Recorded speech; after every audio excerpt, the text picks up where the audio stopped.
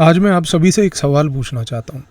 आप जहाँ पर भी रहते हैं, चाहे भारत में या भारत के बाहर, आपने अपने आसपास कभी योगा स्टूडियो, आपने कभी yoga clinic, yoga health clinic, इन प्रकार की चीज़ें अगर देखी हैं तो आज ये एक हर एक भारतवासी के लिए एक शर्म की बात है। क्योंकि अगर आप कुछ अन्य अमेरिका या ब्रिटेन जैसी कंट्रियों में जाओ तो वहाँ पर बियर योगा क्लिनिक्स, जहाँ पर योग को बियर पीते हुए कराया जाता है, नेकेड योगा, इन प्रकार की प्रक्रियाएं चल रही हैं। भारत के अंदर भी ये जो योग को लेकर एक पॉप कल्चर इमर्ज हुआ है, आज भी भारत के अंदर योग को लेकर जो एक कमर्शियल इंक्रोचमेंट हुई है, ये हर एक भारतवासी के लिए एक शर्मनाक बात है। क्योंकि योग इस देश के धार्मिक लिटरेचर के साथ जुड़ा हुआ है और उस धार्मिक लिटरेचर को हम लोग दिन प्रतिदिन तोड़ते हुए योग को एक कमर्शियल एक्टिविटी बना चुके हैं। आज जब भारत और पूरा विश्व अंतर्राष्ट्रीय योग दिवस मना रहा है, हमें इस बात को समझना है कि योग कोई एक फिजिकल एक्टिविटी नहीं है। आज मैं आप लोगों से एक आग्रह करना चाहता हूँ कि आप लोग योग के ट्रू मीनिंग को समझिए और इस योग के ट्रू मीनिंग को हर एक भारतवासी को बताइए। क्योंकि हमें सारे भारतवासियों को मिलकर इस इंटेलेक्चुअल सबवर्जन से लड़ना है और योग को, जो कि एक भारत के सनातन धर्म से जुड़ा हुआ एक धार्मिक लिटरेचर और एक स्पिरिचुअल फिलोसॉफिकल सिस्टम जो है, उसको बचाना है। इसके लिए सबसे पहले ये याद रखिए कि योग, मैं फिर बोलूँगा, कोई फिजिकल एक्टिविटी का सिस्टम नहीं है। ये वैदिक मेटाफिजिक्स और स्पिरिचुअल लिटरेचर से जुड़ा हुआ है। आज योग ऋग्वेद में, अथर्ववेद में, उपनिषद में, तीनों जगह पाया जाता है। भगवद गीता कर्म योग की, नन योग की, भक्ति योग की बात करती है। पतंजलि के योग सूत्र आज की डेट में अष्टांग योग के बारे में चर्चा करते हैं। हाथ योग को लेके जितने भी आज हमारे टेक्स्ट्स हैं, वो हाथ योग प्रदीपिका के बारे में चर्चा करते हैं। योग एक प्रकार का धार्मिक वर्ल्ड व्यू है। ये धार्मिक वर्ल्ड व्यू इंटीग्रेट करता है आत्मन को, मोक्ष को, समाधि को और कर्मा को। दिक्कत ये है कि बहुत लंबे समय से एक इंटेलेक्चुअल थेफ्ट चल रही है, जिसके तहत योगा को साइंटिफिक तरीके से रीपैकेज करके कमर्शियल प्रोडक्ट बनाकर बेचा जा रहा है और उसको एक भारतीय सांस्कृतिक धार्मिक लिटरेचर से तोड़ा जा रहा है।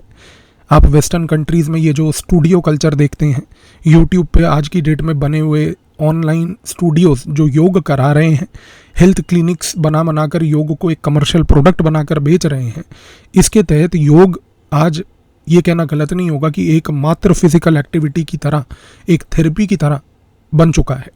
अनफॉर्चुनेट रियलिटी ये है कि योग के थ्रू जो स्पिरिचुअल गोल्स हैं, सेल्फ रियलाइजेशन वाले, आत्मन, मोक्ष, इन सबको बेसिकली आज पहली बात तो रिजेक्ट किया जा रहा है।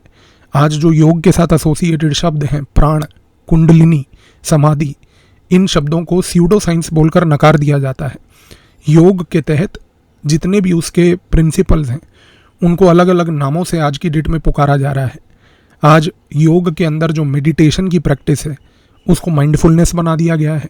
प्राणायाम जो है, जिसका एक बहुत ही महत्वपूर्ण कुंडलिनी एनर्जी को रिलीज करने वाला एक प्रोसेस है, उसको मात्र एक ब्रीदिंग टेक्निक बना दिया गया है। ध्यान, जो आज योग का एक सेंट्रल एलिमेंट है, उसको फोकस्ड रिलैक्सेशन बना दिया गया है। आप सभी लोग में से कई लोग हो सकता है कि सुबह उठकर प्राणायाम करते हों, लेकिन कभी आपने ये चीज़ सोची कि प्राणायाम आपके लिए एक कुंडलिनी एनर्जी को रिलीज करने वाला वो एक पर्टिकुलर माध्यम है? नहीं, क्योंकि हम लोगों के दिमाग को अकस्टम कर दिया गया है कि प्राणायाम सिर्फ और सिर्फ एक ब्रीदिंग टेक्निक है। आप भी आज उस वेस्टर्न सबवर्जन के एक प्रोडक्ट बन चुके हैं। जाग जाइए इससे पहले कि ये वेस्टर्न लोग योग को पेटेंट करके अपना ही कह दें। क्यों? क्योंकि उसको लेके एक मुहिम ऑलरेडी चल रही है। आपको सुन के बड़ा आश्चर्य होगा कि आज अगर आप कभी किसी अन्य वेस्टर्न देशों में जाते हैं तो वहाँ पर पता है आपको कि जब आपकी योग को लेके एक हेल्थ सेंटर या स्टूडियो को ज्वाइन करने के टाइम पे काउंसलिंग की जाती है तो क्या बोला जाता है? वहाँ पे ये बताया जाता है कि योग जो है उसका जन्म 19th सेंचुरी में हुआ।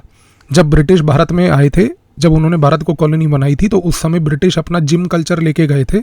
उस जिम कल्चर के काउंटर में भारतीय नागरिकों ने योग को इन्वेंट किया।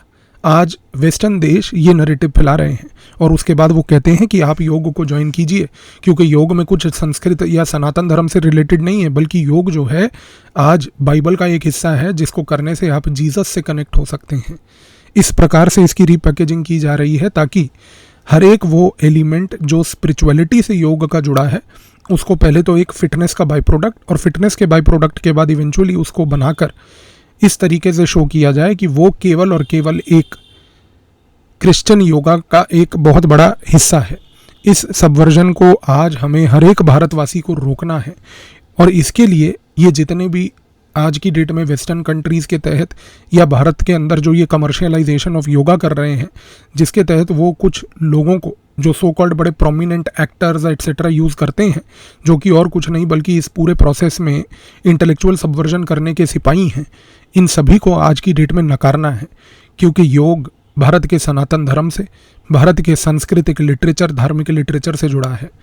आज आप लोग सभी लोग अगर इस बात से सहमत हैं तो एक शपथ लीजिए और शपथ लेके ये बात को एक्सेप्ट कीजिए कि अगले योग दिवस से पहले 2026 का जो अंतर्राष्ट्रीय योग दिवस होगा, हम में से हर एक भारतवासी इस भारतीय संस्कृति को बचाने के लिए एक शपथ के तहत काम करेगा कि हम योग को आज के बाद कभी एक फिटनेस प्रोडक्ट की तरह से नहीं बल्कि उसको एक धार्मिक लिटरेचर का हिस्सा देखेंगे। और हर एक भारतवासी यहाँ पर आज एक शपथ ये भी लेगा कि कल को कभी भी हम किसी दूसरे व्यक्ति से योग के बारे में चर्चा करें तो कृपया करके उसको एक फिटनेस प्रोडक्ट बनाकर मत बेचिए, उसको फिटनेस प्रोडक्ट बताकर मत बात कीजिए। बात करनी है तो बताइए कि किस प्रकार से वो धार्मिक लिटरेचर से जुड़ा है और किस प्रकार से आज की डेट में आपके आत्मन, मोक्ष, कर्मा, समाधि, कुंडलिनी एनर्जी, इन चीज़ों के तहत योग को उस लिटरेचर में पेश करके हम लोग सब बात करेंगे। अगर आप मेरे साथ इस पूरी मुहिम में सहमत हैं तो कमेंट में लिखकर मुझे अपनी सहमति ज़रूर जताइएगा। धन्यवाद।